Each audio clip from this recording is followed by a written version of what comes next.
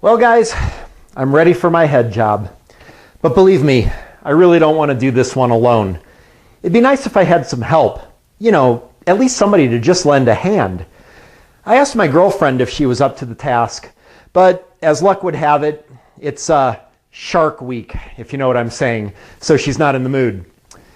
So I guess maybe I'll just have to pull this one off myself, as usual. So, I'm sure a lot of you are noticing something that I've done here. Come on, some of you know what I'm talking about. I can tell. I see it all over your faces. And that, of course, would be the fact that in this whole entire video thus far, we have not spent one single dime on any special anything, granted with the exception of that telescopic bore gauge, which actually you don't really even need, as we saw. But the idea is that had we brought this to a machine shop, they would have told us pretty much the same thing, and we would have spent a minimum $160 just to find out that the repairs and the machine work and the parts we need would have sent us way over budget, and we would have just lost that $160. So the idea is that we've saved all of that money that we can put now towards a better used engine and some other work on the truck.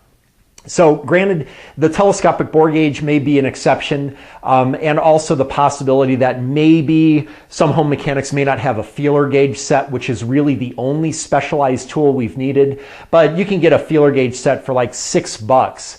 And you really don't need the telescopic bore gauge, especially if you find you're within spec. You definitely don't need it. But even if you're out of spec, as you see, using some tactile sense and observation, you can get by. But anyway, enough goofing around. Sorry for the goofing around in the last video too, but it's time to get to work because now we've got some decisions to make. The work that we are going to do from here on with the cylinder heads, and then also in later videos with the reassembly, is going to require some specialized tools that are used only for the purpose of engine rebuilding and nothing else. So you need to make decisions if you're going to buy them, maybe you can rent them, and which ones to get for your particular application. And also that is to be considered with your cost, as well as the fact that there is going to be a hella amount of work involved too. So let's go see what this entails. Behold the cylinder head. And I do have another video that talks in fairly good detail about installing and removing a cylinder head from a vehicle, replacing a cylinder head gasket. But what it does not cover is the disassembly of a cylinder head and the inspection. But right now, what we're going to have to do on this for our inspection, we of course want to do, as mentioned in the other video, we will want to clean this surface off very, very, very thoroughly with a wire brush. I sometimes use a block of wood and some sandpaper, and we'll want to, of course, check our clearances to make sure that we don't have any warpage. There will be a specification for this, and by putting a flat hedge and a feeler gauge at the specification, all of this is covered in the other video. But what is not covered is the disassembly. And for that, we've got to remove our valves, which means removing our valve springs, which means removing the valve keepers here. You can kind of see this maybe two-part. Over here you can see it a little better. There's a little space here. So there's a little two-part keeper system that basically keeps the compressed spring on the valves. And then, of course, on the bottom of the cylinder head, as we saw, you have your valves here. The smaller ones will be your exhaust valve. The larger ones will be your intake valves. You can also tell because by looking through the intake port here, we can see the stem of the valve partially. So to get rid of these valve spring keepers, we will need some special tools. So your first option is your overhead screw type valve spring compressor tool, which basically it works not too much unlike a strut spring compressor for your suspension. You simply hook the tool into the spring, center it over your keepers, and then by turning the handle, which takes a little bit of time and effort, to be honest, it will of course compress the spring. And we'll do this with another tool that is easier to show on camera. And by compressing the spring, we will be able to access these keepers that are holding the spring in place, remove them, and we can remove the spring and valve and do some measurements. One advantage with this particular tool is that it will be possible to remove the valve springs when the cylinder head is in the car on the engine. If you simply hold the valve in place with compressed air by putting compressed air through the spark plug hole and making sure that the valve is held with compressed air, you can replace like the valve seals, which we will inspect and of course always replace when we do this work.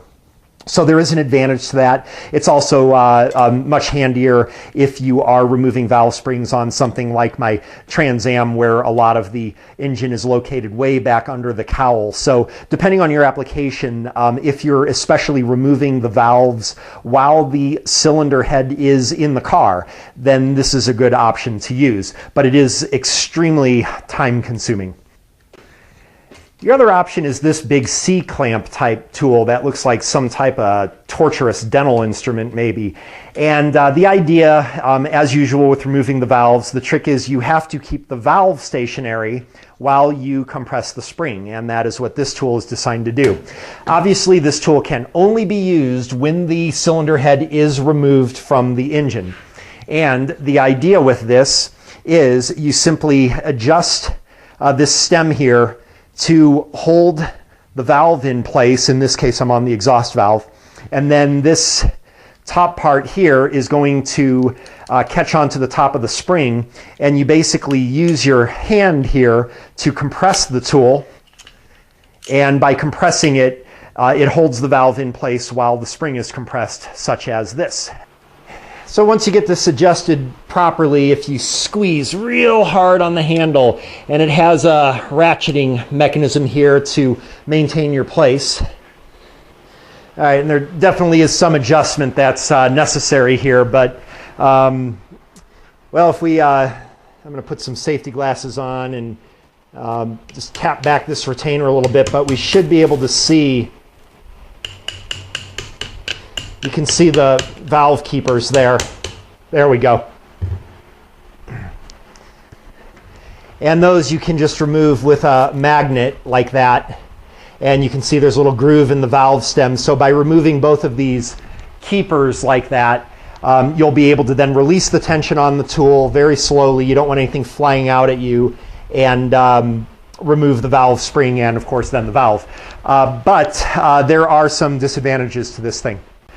So disadvantage with this thing, the cost. I actually don't remember how much these cost. I want to say off the top of my head, because it's been a good 7 years since I've bought these, this overhead one that can work in the car also, maybe around $30, and this one at least twice that, I'm sure. Another thing, there's a lot of adjustments that you have to make with this, and sometimes you have to readjust every single use. It can be actually really time consuming. Another major consideration with this one is you have to have a very strong grip to squeeze that spring with this tool. There are versions of it that are pneumatic or hydraulic, but if you're going to do a manual version of this, this is going to be very painful. If you're doing, say, 16 or 32 valves, you'll be quite sore by the end of that day for sure. It is very hard to squeeze. It is probably not the best if you're a weak girly man or unusually effeminate or something, you know, like the people that give me thumbs down on my videos. So we have that as well. There's another option too that I recently discovered that actually puts both of these tools to bed. Let's go check this new toy out. So what we have here is a little gizmo from Lyle. Again, it is not a cheap investment, but again, decisions to be made, and because I do some head work like this from time to time, this became a rather good investment. This is a valve keeper remover and installer set, and it is so simple, it will just make you cry. So the design of this thing is so simple, it will just make you sick that you didn't think of it yourself. Basically, it's just a magnetic tube here that will fit over the valve on the spring, and by pushing down sharply, or better yet, using a hammer, you simply compress the spring, and because the magnet will catch the valves, when you go ahead and slowly remove the tool, you will have the keepers nice into your little magnetic holder there, and of course the spring and valve can be removed. So obviously it goes without saying that if I push down on this spring with this, it's no different than a rocker arm. The valve underneath it here is going to open and close with it. So the trick is to, as with all these remover tools, you need a way to keep the valve stationary, and by putting a shop towel under there, that's going to prevent the valve from opening. So I'm going to go ahead and try this with the hammer, because since my cart is a roller cart, I'm definitely not going to be able to push down on it. And we'll show you how this works. Now, it should be pointed out, before we get all excited and start removing our valves with our new toy, since we are actually going to remove a valve this time, there is actually a specification for the compressed height of the spring. Now, because of the design of the cylinder head, it's very, very difficult to measure that. So there's actually a special micrometer tool. Again, this is where we're getting into some special tools.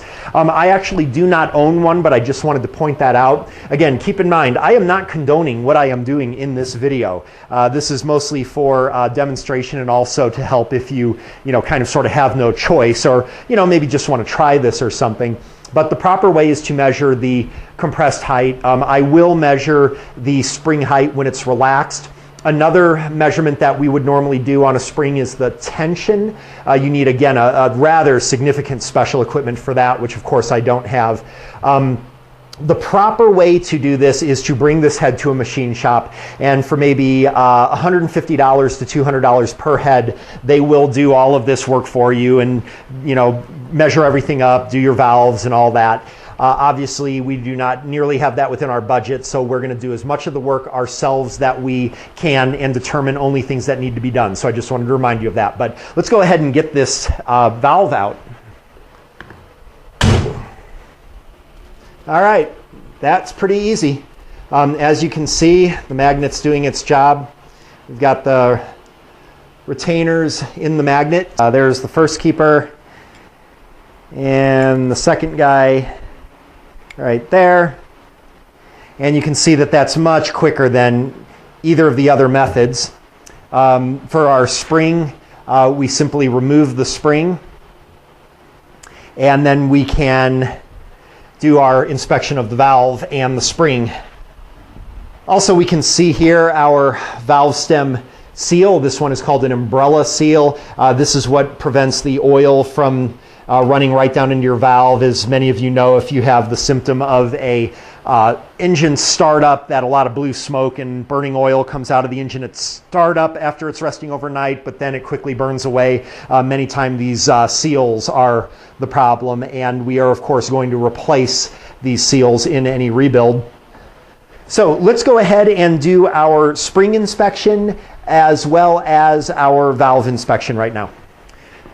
So one of the things we'll want to do, the only measurement that I really actually can do on this spring is the relaxed height. Now remember, when we take the retainer off here, we want to make sure that we maintain the orientation of that valve spring. So I'm going to go ahead and remove that, and we're going to measure the relaxed height of this. The specification on this model is supposed to be somewhere around 2.26. And we are at about 2.2595. So we're in good specification with that. Don't forget, we've got lots and lots of other of these springs to measure, so don't underestimate the amount of work and time that this is going to take. So before I remove this valve, one of the things I want to do is I want to feel around the valve and make sure that there's no major burrs or anything that's going to scratch my valve guide when I pull the valve through. And I can feel there's a little bit of a lip here, which is pretty common right on the very end of the stem. So what I'm going to do is just lightly sand or file that down so that I don't damage my valve guide when I pull the valve through. And the other thing, before I pull this valve through, I want to kind of move it up and down and spin it a little bit and make sure that I don't feel any obvious out of round, and I do not. So when I pull this through, And actually, let me do it the other way so that you can see the valve from a more exciting angle. So what I want to show here is when I push the valve and pull it through the guide, similar to your piston to bore clearance that we measured earlier, there is going to be a diameter reading on this valve, and you'll have to check that with your micrometer to specification. And technically, there will also be a bore reading for your guide. Now that's going to be pretty hard to measure, so you're probably only going to be able to get away with measuring the valve stem diameter. Now, one little trick that I'll do is I'll insert the valve back into place, and what I'm going to do is use my finger to push the valve, but I'm going to keep my finger over the end of the valve guide on the spring side of the head. I'm going to keep my finger over that, and then I'm just going to quickly remove the valve, and you hear that little pop like that kind of suction pop. Let's do that again. So that suction pop is sort of a little rough estimator that I use to see whether we're out of spec or not.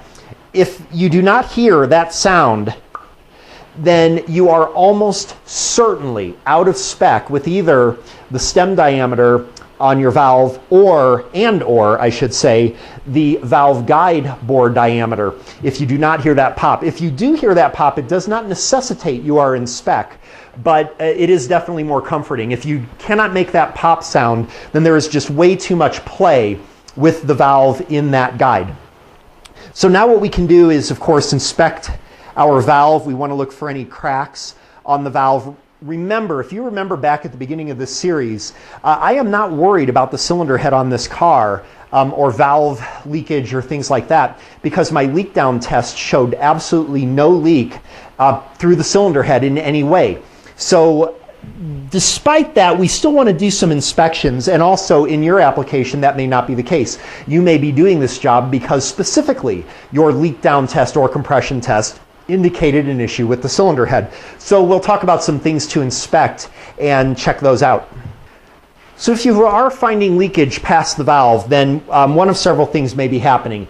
The valve itself may not be sitting square in the valve seating area. That's a pretty common one. The valve itself may be damaged or bent. Obviously, that little spin test inside the bore, if you feel or see any kind of wobble or anything, then obviously you fail your spin test. Up to a certain point where all this carbon has built up that I usually like to clean off with carburetor cleaner, you can do that glass plate test like we did with your push rods to see that this stem area here is perfectly straight. Another real common thing that I'll see when you clean this area up, if your valves are okay, you often will see a crack somewhere along the seating area, and that of course would be an area for loss of compression. Actually see that quite a bit on cylinder heads where there is leakage past the valves. I believe I've seen the cracks actually more than I have bent valves or something like that. So those are all things to check. One of the things that we do want to do though, even though we think everything's okay, I like to do a little quick test to see that the valve seating area is perfectly flush with our valve. In other words, that all contact points on our valve here, which I know this valve is really dirty, I'm going to clean it up, but all of our machined contact points are sealing perfectly with our seating area in the cylinder head, and I'll show you a cool trick to do that. So what I've done is I've cleaned up my valve seating area, and I'm just spinning it around in there to make sure that it's seating nice and flush. By the way, this alone, if there's any big carbon buildup on the rear side of the valve or something like that, that alone may actually help to seal it better if you have some leakage. But what you'll notice is I now have cleaned and shined up this machined valve seating surface here. And what I'm going to do to validate my valve seating is proper is I'm going to take a real inky pen. I've got a Sharpie here, and I'm just going to use my Sharpie to fill in all around that machined surface there. You can also do this on the machined surface on the valve. It makes no difference as long as it's shiny so that you can easily see your ink. And I'm going to go ahead and draw this all the way around. And now hopefully the blue ring is in the camera there. What I'm going to do now is go ahead and insert my valve, and I'm just going to turn it a quarter of a turn with a light pressure, not real heavy, but just a light pressure, maybe an eighth to a quarter of a turn. And this is just to see that all points of the valve are seating into the cylinder head properly. You don't want to spin this all the way around, because if it is not seating properly, you're going to have the part that is seating properly make a complete circle and, of course, remove the ink, which is the whole idea of what we're trying to do here. So now I'm going to go ahead and push the valve out. I can test our valve seal again. And let's get a flashlight and see how it looks here. I don't know how well this will show up on the camera, but we can see in this region here, we have completely removed the marker material, and also on the other side as well, which doesn't show up on camera, but it's completely removed the marker material. But if we look in this region here, you can hopefully see on the camera that we do have actually almost no contact in a small region here with the presence of our marker ink. So this shows that this valve is not exactly seating perfectly into this cylinder head. So this indicates that we would probably need to get a valve job to help with that. Another thing we could possibly do is try cleaning our back of our valve a little better, but I've done about as good as I can. So it's definitely not perfect. And now you've got to make some decisions. Do you want to spend the money to get a valve job done now? Or is this going to pass the test because we did fairly well on the leak down? Don't forget that, the leak down is a little bit compromised by the fact that the rings were kind of weak. So if the rings, if we re-ring an engine, that compression is going to go to the weakest point. Will this now be an issue? So as you see, it's never easy and straightforward unless you just take this to the machine shop, which is the right procedure. Well, the slickness of this tool almost compensates for the fact that everything we seem to do on this engine finds something wrong with it, doesn't it? But there's really no question in my mind that there is some level of concern with the valve sealing, at least on that valve. And if it's that way on one, it's probably that way on the others. But of course, ideally, you would do this with all your valves. The other thing is, if you do decide to do the machine shop work, you will be able to save a pretty significant amount of money if you do all the disassembly yourself and provide it to the machine shop, because they often charge an hourly rate. So that's something to keep in mind. If you do need machine shop work, they do give you credit, I guess, towards your labor. Still want to take on this project? Then you are sick in the head. But actually, in all seriousness, it can be kind of fun. A lot of people do this as a hobby. I find it a little bit enjoyable, but now that I do a lot of other car stuff, I don't like having my garage tied up. Obviously, this engine is not nearly going according to plan now that I'm a little concerned about the sealing with the head. So now I'm starting to worry about how long this truck's going to sit in my garage.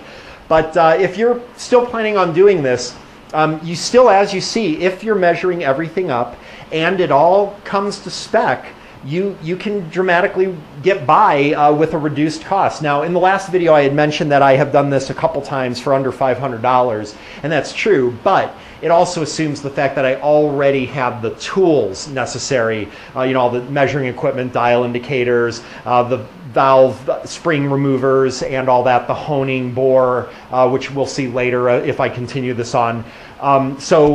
You have to keep in mind that the tools are going to really start to add up at this point, because they're going to be very specialized for only singular purposes. And if you only do this once, like to repair your daily driver, you're going to have a significant tool expense for just a single one-time use. That needs to be a consideration. So, but if you're still cool with all that and you want to do it yourself, as you see, really there's nothing magical about it. It's really a matter of just keeping good track of things, paying attention to detail, and obviously some know-how, which hopefully we're showing you here. So I think that'll do it for this video, because I gotta kind of get ready for my trip again. But maybe next weekend we'll go ahead and start looking at, if we were to go ahead and reassemble the engine, what would be involved with that. Obviously on this engine I'm not going to buy any parts or gaskets or things for it. But what we will do is maybe put the old parts back and show you the measurements as if they were new parts, so that you'll know what to look for, how to see that things are in spec, and also what other tools you're going to need to do this. So that's what we'll do for the next time. Thanks for watching. Hope you found this helpful.